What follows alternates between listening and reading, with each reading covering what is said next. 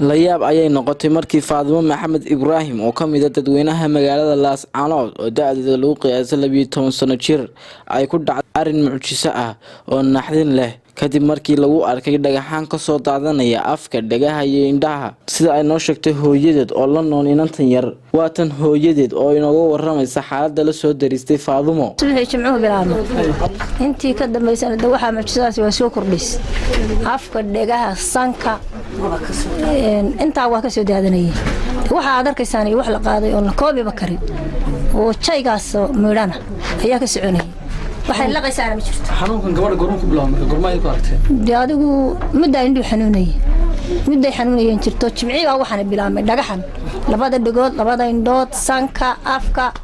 waqtigaas uu bilaabmay ka maxliye gaara mise waa waqti walba waa waqti walba waa soconayay inta waa ka soo daraya inta waa soo kordhaya soo badanaya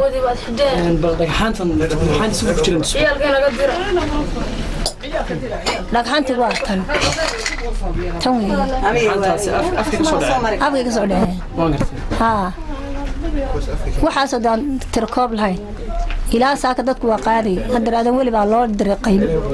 kan migiisa aadan weli loo diray gabadhu iyadu waa xanuuna dhan baa qaaday wax xanuuna may dareemaysaa mise waa iska ma adigu kayle male wax kayle malaha waa waxa iska dhacay dhooda iska soo guray sanka dhagaha afka waxa idinku maxaad u maleynaysaa gabadhiina inay la kulantay maxaad isleedihiin maqaadir ba iska hesh maqaadir la waxayna arki jiray maaha waxayna soo maray maaha wax laga sheekayn karo maaha gobolka Soomaaliyeed wax laga sheekayn karo waxaan maaha laguna arki jiray baan qof baa isugu yimiyo wax yiraahdo waanu aragnay wax ka sheeka qaatay ma jirin waxan marka uu iska mucjisada Ilaahay keen aniga magacayga Caasha Maxamuud baa la dhahaa Caasha bal naga warbixi xanuunka gabadhaada iyo goortu ku bilaabmay iyo xaalku sidoo yahay inta marka hore waxa xanuun indhaha isbuuciyo ka hor marka xanuunayna dhakhtar xasaas la geeyo waxba kuma yaraynin maalinkii jimcaha galinkeedii dambe markay ahayd baa indhihi waxa ka yimi quruur ishan soke bidixda dulka bidixdana waa ku xigay isha kalena way ku xigtay kabacdi waxa ku xigay labada dhigood oo saaka markii waagu bariyay bilaabmay labada dhigood way joogsameen xilligii ahayd labadii iyo barkiina waxa bilaabmay afka marka waxa ka imanay dhagaxan aad u waaweyn aad u farabadan oo mucjisooyin hadda waa fiican tahay dhagaxantii cabaarkan way ka joogaan waxna ma cunayso biyo haday ka bato ma laqayso way soo celinaysaa halka ma dhaafayaan dhuunta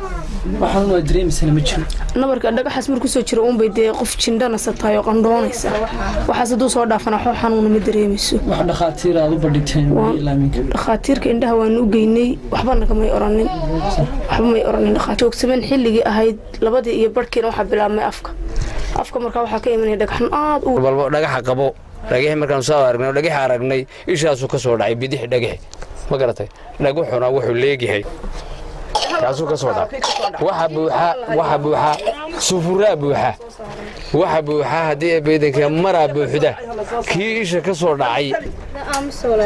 yaana waa la soo saar waxa waa garan weynay ma garataata waa mucjiso Ilaahay xaqiisa ka keenay hadda Farxaan Maxamed Caydiid Somali Cable TV Laascaanood